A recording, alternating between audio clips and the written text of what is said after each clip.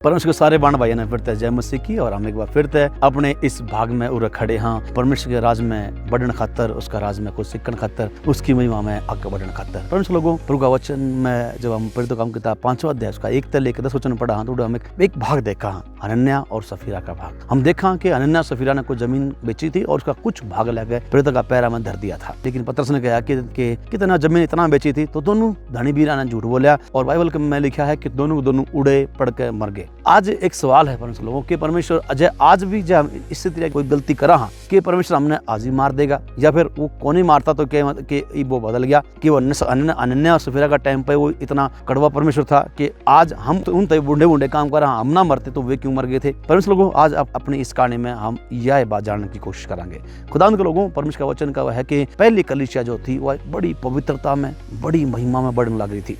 कोई गड़बड़ी उड़ नहीं थी, कोई बुराई उड़ नहीं थी, बस उड़ था तो के प्रेम, शांति, परमेश्वर का राज, सुसमाचार, परमेश्वर की आग, चंगाई, वरदान और चौगोर है परमेश्वर का प्रेम। लेकिन होया यो परमेश्वर लोगों कि अनन्या और सफीरा ने अपनी जमीन बेची। उन तक किसी ने कही थी कि तुम अपनी जमीन ने बेच दियो। उन तक किसी ने यह बात नहीं कही थी कि तुम उसने बेच के उसके रुपये जो है तुम प्रेरितों का पैरा में लाकर धर दियो। लेकिन वो अपनी बढ़ाई खातर, अपनी झूठी शान खातर उड़ावे हैं और एक भाग लाकर धर दे है। और बाइबल में लिखा है कि पतरस जान ले कि ये लोग झूठ बोल रहे हैं। क्या कारण था कि वे लोग मर गए? अगर थोड़ा सा हम इसका इतिहास में जाएंगे तो होया नु करता कि जितने लोग अपनी जमीन बेचा करते तो उन पैसा कोई गिना नहीं करता, बल्कि ईमानदारी से प्रेरितों का पैरा में लाकर धर दिया करते। लेकिन उनका हिसाब होया करता। एक पर्ची जो मिला करती, जब जमींदार था जिसने वह जमीन खरीदी थी, उसके जो रुपये आए थे वो इसका एक स्लिप से बना कर दिया करता और वह लेकर वह स्लिप ने और उन पैसा ने वो चेला दे दिया करते और उसका हिसाब जो था वे लगा लिया करते। लेकिन होया क्या था परमेश्वर लोगों कि उनने एक भाग काट लिया उसका माता, 2 भाग उन्होंने आधे रुपये उस माता काट लिए और कह दिया कि सारे रुपये हमने ले दिए हैं और सारे रुपये ये है। और उसके बाद जब उन्होंने यो कराया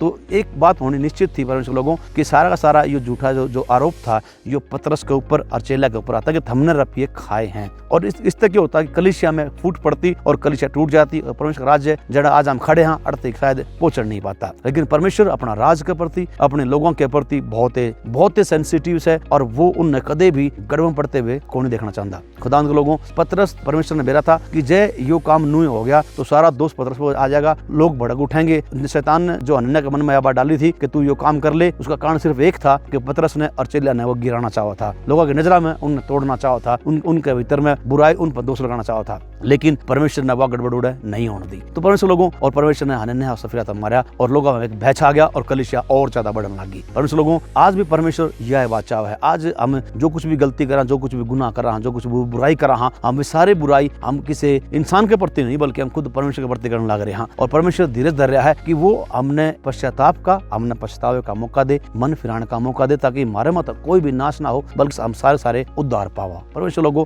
ऐसा कोई काम मत ना करो जिस तरह परमेश्वर के लोगों की निंदा हो, जिस तरह पवित्र कलीसिया, जिस कलीसिया में मैं और आप रहा उसमें फूट पड़े, वह टूटे या फिर उसमें कोई गड़बड़ हो। परमेश्वर मन और आपने तो माफ कर देगा, लेकिन उन लोगों शायद माफ नहीं कर पाएगा जो उसकी देह ने तोड़ने की कोशिश कर रहे हैं, जो उसने अपने क्रूस पे जान देने तक उसने वह खड़ी करी थी। उस कलीसिया ने तोड़ने लग रहे हैं जो उसने दाम दे के खरीद रखी है। परमेश्वर लोगों, हम अपने खिलाफ में कोई पाप कर रहा, हम किसी इंसान के खिलाफ में कोई पाप कर रहा है, परमेश्वर माफ कर सके। लेकिन परमेश्वर उन लोगों ने शायद माफ नहीं कर पाएगा अनन्या सफीरा के तरिया जो लोग कलीसिया तोड़ने की कोशिश कर रहे हैं, जो लोग कलीसिया फूट डालने की कोशिश कर रहे हैं, जो कलीसिया के जो अगुवे हैं, तो जब कलीसिया ईमानदारी से चलने लग रही है उसने खराब करने की कोशिश कर रहे हैं, शायद परमेश्वर उसने माफ नहीं कर पाएगा। परमेश्वर लोगों, परमेश्वर का अनुग्रह ने खराब ना जान दो, प्रभु बढ़ते जाओ और परमेश्वर की कलीसिया में ईमानदारी से बने रहो और परमेश्वर की बड़ी आशीष जो कलीसिया ने दे रखी है वो आपने हमेशा मिलती रहेगी। प्रभु अपना आशीष दे। ज्यादा आपने कुछ सीखा है तो इस वीडियो ने लाइक करते हुए परमेश्वर का धन्यवाद करना ना भूलियो। जय मसीह की।